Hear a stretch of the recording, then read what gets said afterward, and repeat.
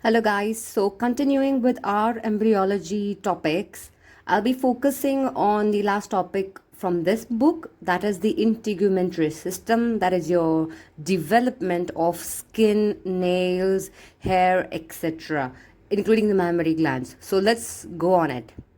So starting with the basic thing first, skin, what are the functions of skin? So it has pigmentation, it gives you external protection. How does it protect you from? It is waterproof, it regulates the body temperature, it prevents from drying or excessive water removal, it removes the excess water through sweating, and hence balances the electrolytes. Alright, so here comes the MCQ question. What is the largest sensory receptor apparatus of the body?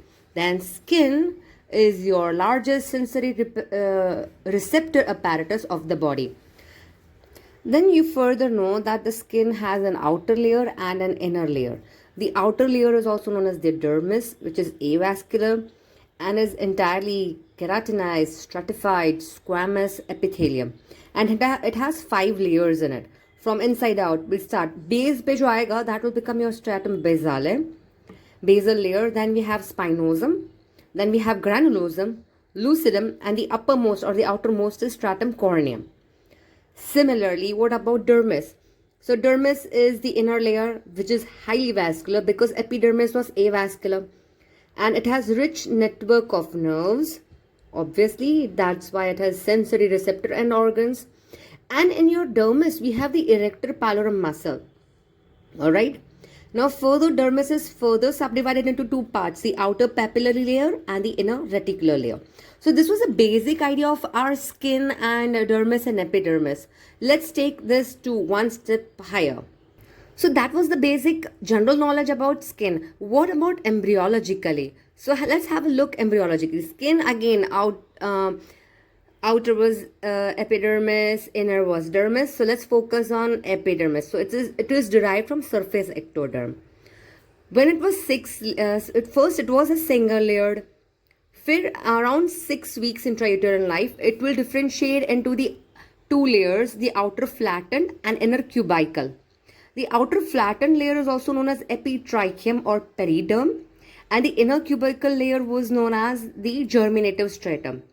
Alright, after 6 weeks, it further goes on into proliferation to form those 5 strata that we just went through. So the first stratum basale is made up of columnar cells. Basal layer is made up of columnar cells. The spinosum, stratum spinosum, is made up of irregular prickle cells, which are attached by desmosomes. Alright, what are they? Irregular prickle cells attached by desmosomes and connected by tonofibrils. This was about the stratum spinosum. Now stratum granulosum. It contains keratohyalin granules, and that is why keratinization is here. Okay, granulosum has keratohyalin, so it has keratinization. Then we have the stratum lucidum, means it's clear, so homogeneous layer, scanty nuclei. And stratum corneum is nothing but a graveyard. It is a layer of dead cells without nuclei and cytoplasm filled with keratin.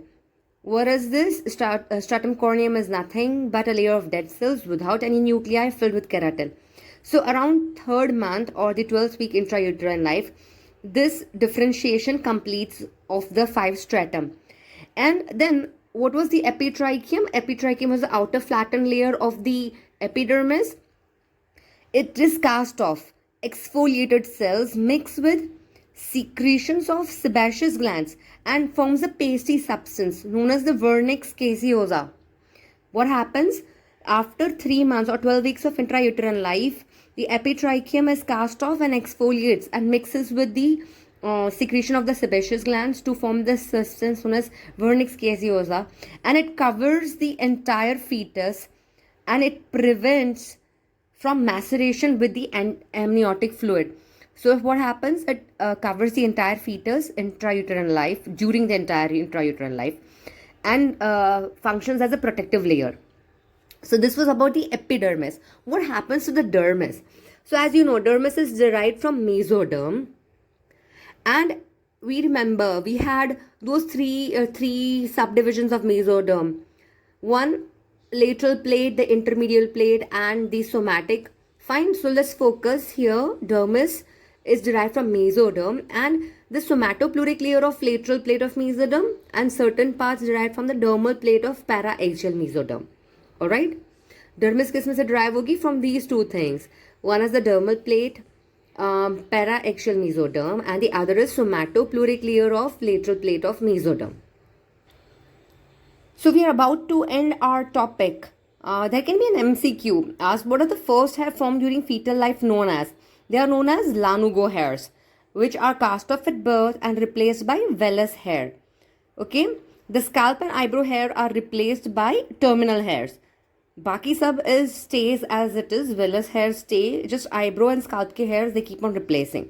Now, what can be the anomalies of your skin? So one is like hypertrichosis. When कुछ ज़्यादा ही बाल आता है, या फिर atrichosis means you have hair loss, and ichthyosis. Ichthyosis is excessive cornification or scale-like appearance. The patient looks like scaly skin of some reptiles because of excessive cornification. So here I have a small diagram of how the skin is developed. You can see the single layer of epidermis, and inner is the dermis. And then what happens? The germinative stratum and epitrichum are found in epidermis. Dermis stays the same. And then epidermis divides and further differentiates into 5 layers. The lowest most is known as stratum basale. Then we have the stratum spinosum, granulosum, lucidum, and corneum with the multilayered of dead cells. And the dermis is divided into dermal papillae and reticular cells, and the innermost, that is subcorneum with the fatty tissue. So I guess that was all regarding the integumentary system, in short and sweet, embryology. Bye, take care, have a nice day.